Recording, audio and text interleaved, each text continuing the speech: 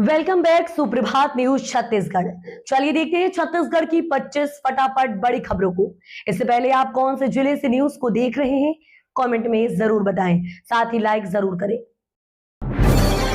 रायपुर में 5 अगस्त को लगेगा रोजगार मेला। 137 पदों पर होगी भर्ती। बेरोजगार युवाओं के लिए रोजगार पाने का सुनहरा अवसर सामने आया है। जिला रोजगार एवं स्वरोजगार मार्गदर्शन केंद्र रायपुर की ओर से 5 अगस्त को रोजगार मेले का आयोजन किया जा रहा है।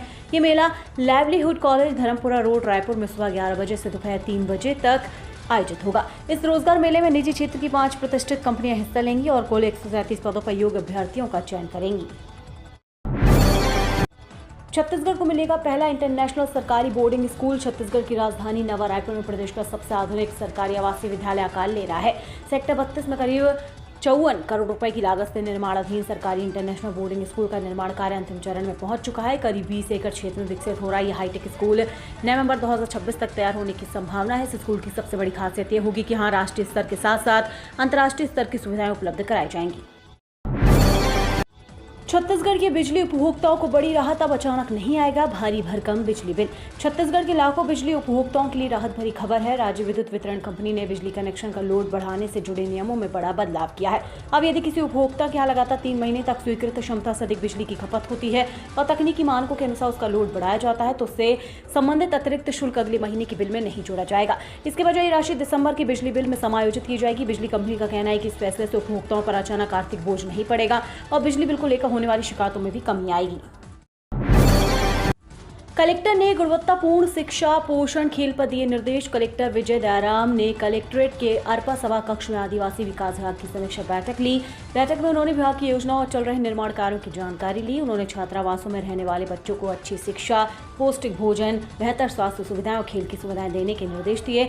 कलेक्टर ने कहा कि जिले के सभी छात्रावास आश्रमों में बच्चों को संतुलित भोजन दिया जाए, उनका नियमित स्वास्थ्य परीक्षण कराया जाए। यदि किसी बच्चे में मलेरिया के लक्षण दिखाई दे तो उसे तुरंत अस्पताल पहुंचाकर इलाज कराया जाए और उसकी जानकारी परिवार को भी दी जाए।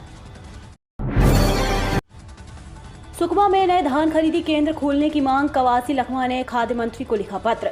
सुकमा जिले में धान खरीदी केंद्रों की दूरी अधिक होने से आदिवासी किसानों को हो रही परेशानी को लेकर पूर्व मंत्री और कोटा विधायक कवासी लखमा ने खाद्य नागरिक आपूर्ति एवं उपभोक्ता संरक्षण मंत्री दयाल दास बघेल को पत्र लिखा है। उन्होंने किसानों की सुविधा को देखते हुए सुकमा जिले में नए धान खरीदी केंद्र खोलने की स्वीकृति देने की मांग की है। कवासी लखमा ने अपने पत्र में कहा है कि विधानसभा क्षेत्र की कई अंदरूनी ग्राम पंचायतों में पहले नक्सल प्रभाव के कारण धान खरीदी केंद्र स्थापित नहीं हो सके थे। अब क्षेत्र में हालात सामान्य हो रहे हैं और ग्रामीणों को जनजीवन पटरी पर लौट रहा है। छत्तीसगढ़ में 5 ट्रेनी IFS अधिकारियों की नई पोस्टिंग। प्रशिक्षण पूरा होने तक संभालेंगे वन उप वन मंडल अधिकारी का प्रभार। छत्तीसगढ़ शासन के वन जलवायु परिवर्तन विभाग ने साल 2024 बैच के भारतीय वन सेवा के 5 प्रशिक्षु अधिकारियों की नई पदस्थापना का आदेश जारी किया है। सभी अधिकारियों को क्षेत्रीय प्रशिक्षण के लिए अलग अलग वन मंडलों में उप वन मंडलाधिकारी के पद पर अस्थायी रूप से तैनात किया गया है। जारी आदेश के मुताबिक कुणाल मिश्रा की अंबिकापुर वन मंडल में उप वन मंडलाधिकारी बनाया गया। मृगजा जालिंदर यादव को कटघोरा वन मंडल में उप वन मंडलाधिकारी की जिम्मेदारी दी गई है। पर सारड़ा को सुकमा वन मंडल में उप वन मंडलाधिकारी के पद पर पदस्थ किया गया है।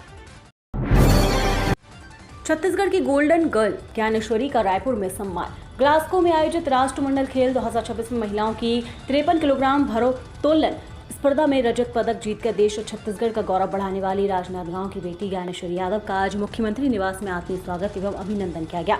मुख्यमंत्री विष्णुदेव साय ने ज्ञानेश्वरी को उनकी ऐतिहासिक उपलब्धि पर बधाई देते हुए उन्हें 30 लाख रुपए की प्रोत्साहन राशि तथा आउट ऑफ टर्न DSP पद पर पदोन्नति देने की घोषणा की। मुख्यमंत्री ने कहा कि सम्मान प्रदेश की प्रतिभा, परिश्रम और संकल्प का सम्मान है। रायपुर लोकसभा के 262 विद्यालयों में बनेंगे बालिका शौचालय। सांसद ब्रजमोहन अग्रवाल की पहल रंग लाई। रायपुर लोकसभा क्षेत्र के छात्रों को सुरक्षित, स्वच्छ एवं सम्मानजनक शैक्षणिक वातावरण उपलब्ध कराने की दिशा में एक महत्वपूर्ण पहल साकार हुई है। सांसद ब्रजमोहन अग्रवाल के प्रयासों से रायपुर लोकसभा क्षेत्र के 262 शासकीय विद्यालयों में बालिका शौचालय निर्माण की स्वीकृति प्रदान की गई है। ये स्वीकृति बीबी रामजी योजना, जिला खनिज न्यास एवं गोड़ खनिज मद के अभिसरण से दी गई है। प्रत्येक विद्यालय में बालिका शौचालय निर्माण के लिए 7 लाख रुपए की राशि स्वीकृत की गई है, जिसमें बीबी रामजी योजना से 5 लाख रुपए तथा DMF गोड़ खनिज मद से 2 लाख रुपए प्रदान किए जाएंगे। 15 अगस्त से भारत के लिए डबल धमाका। श्रीलंका टेस्ट सीरीज के साथ हॉकी वर्ल्ड कप का भी आगाज। कॉमनवेल्थ गेम 2026 के समापन के बाद भारतीय खेल प्रेमियों की नजरें अब 15 अगस्त पर टिकी हैं। इस दिन एक और भारत और श्रीलंका के बीच बहुप्रतीक्षित टेस्ट सीरीज की शुरुआत होगी। वहीं दूसरी ओर भारतीय पुरुष hockey team BFIH hockey world cup 2024 अपने अभियान का आगाज करेगी। बेल्जियम और नीदरलैंड्स की संयुक्त मेजबानी में आयोजित ये टूर्नामेंट 15 दिनों तक चलेगा और इसके लिए भारतीय टीम का ऐलान भी किया जा चुका है। इस बार हॉकी वर्ल्ड कप में 16 टीमों को 4-4 बार टीमों के 4 पूल में बांटा गया है। सबसे बड़ा बदलाव यह है कि पारंपरिक क्वार्टर फाइनल की जगह दूसरा ग्रुप स्टेज खेला जाएगा, जिससे नॉकआउट चरण में पहुंचने वाली हर टीम कम से कम 5 मुकाबले खेलेगी। बिलासपुर जोन के 238 रेल इंजन कवच से लैस 2430 किलोमीटर लाइनों पर काम जारी। बिलासपुर जोन के 238 रेल इंजन कवच प्रणाली से लेस किए जा चुके हैं। जोन की 2430 किलोमीटर रेल लाइनों पर इस प्रणाली को स्थापित करने का काम तेजी से जारी है। बिलासपुर के चांपा के बीच 50 किलोमीटर के खंड में कवच की टेस्टिंग जल्द शुरू होगी। जोन के CPRO शेख शमीउर रहमान ने बताया कि बिलासपुर से चांपा के 50 किलोमीटर रेलखंड पर कवच प्रणाली के SIL 0 स्तर की कमीशनिंग जल्द की जाएगी। इसके अनुसार इस प्रणाली के लागू होने से रेल दुर्घटनाओं में कमी आएगी, ट्रेनों की रफ्तार बढ़ेगी, जिससे यात्रियों को बेहतर सुविधा मिल सकेगी। रायपुर में 54 करोड़ में बन रहा सरकारी स्कूल नवंबर में हो जाएगा तैयार। नवा रायपुर के सेक्टर 32 में 54 करोड़ रुपए की लागत से निर्माणाधीन सरकारी इंटरनेशनल बोर्डिंग स्कूल का निर्माण नवंबर तक पूरा होने की संभावना है। करीब 20 एकड़ क्षेत्र में विकसित हो रहे इस आवासीय विद्यालय का निर्माण विगत 4 वर्षों से जारी है। परियोजना पूरी होने के बाद यहाँ कक्षा 6वीं से 12वीं तक के विद्यार्थियों के लिए आधुनिक शैक्षणिक और आवासीय सुविधाएं उपलब्ध होंगी, लेकिन स्कूल किस शिक्षा बोर्ड से संचालित होगा, इस पर अब तक अंतिम निर्णय नहीं लिया गया है। बड़े क्लास की पढ़ाई अब होगी इस अंदाज में, लंच ब्रेक में 15 मिनट की कटौती। छत्तीसगढ़ के हाई और हायर सेकेंडरी स्कूलों कक्षा 9वीं से 12वीं की प्रतिदिन की पढ़ाई अब नए अंदाज में होगी। स्कूल शिक्षा विभाग ने शैक्षणिक सत्र 2026-27 के लिए जारी टाइम टेबल में बड़ा बदलाव किया है। नई व्यवस्था में स्कूल खुलने और छुट्टी के समय पहले की तरह सुबह 10 बजे से शाम 4 बजे तक ही रहेगा। दिन भर की पढ़ाई का सिस्टम बदल दिया गया। छात्रों का लंच ब्रेक 45 मिनट से घटाकर 30 मिनट कर दिया गया है। दोपहर में मिलने वाला 10 मिनट का दूसरा शॉर्ट ब्रेक अब नहीं मिलेगा। अधिकारियों के लिए सख्त गाइडलाइन, सांसद विधायकों की पन्नों की अनदेखी नहीं चलेगी। छत्तीसगढ़ शासन के सामान्य प्रशासन विभाग ने सांसदों, विधायकों और अन्य जनप्रतिनिधियों द्वारा भेजे जाने वाले पत्रों एवं जनहित के मामलों में समयबद्ध कार्यवाही सुनिश्चित करने के लिए जारी निर्देशों का कड़ाई से पालन करने के निर्देश दिए हैं। विभाग ने स्पष्ट किया है कि विभिन्न विभागों और कार्यालयों में इन निर्देशों का समुचित पालन नहीं होने की शिकायतें लगातार मिल रही हैं, जिसे गंभीरता से लिया गया है। सामान्य प्रशासन विभाग द्वारा जारी आदेश में कहा गया है कि पूर्व समय पर जारी किए गए सभी दिशा निर्देशों को शामिल किया गया है। सभी विभाग अध्यक्ष, संभागायुक्त और कलेक्टर को निर्देश दिए गए हैं कि इन आदेशों का अनिवार्य रूप से पालन सुनिश्चित करें। रायपुर ग्रामीण पुलिस का विशेष अभियान, 600 से ज्यादा अवैध प्रवासी और किराएदारों का सत्यापन।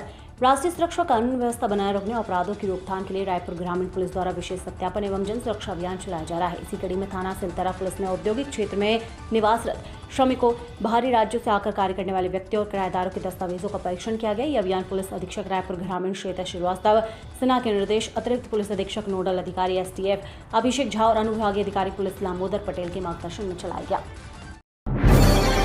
हेमचंद यादव विश्वविद्यालय के कुलसचिव गिरफ्तार, 1.49 लाख रुपए गबन का आरोप। हेमचंद यादव विश्वविद्यालय के कुलसचिव भूपेंद्र कुमार कुलदीप को महिला कर्मचारी के वेतन से कथित गबन के मामले में मोहन नगर पुलिस ने गिरफ्तार कर लिया है।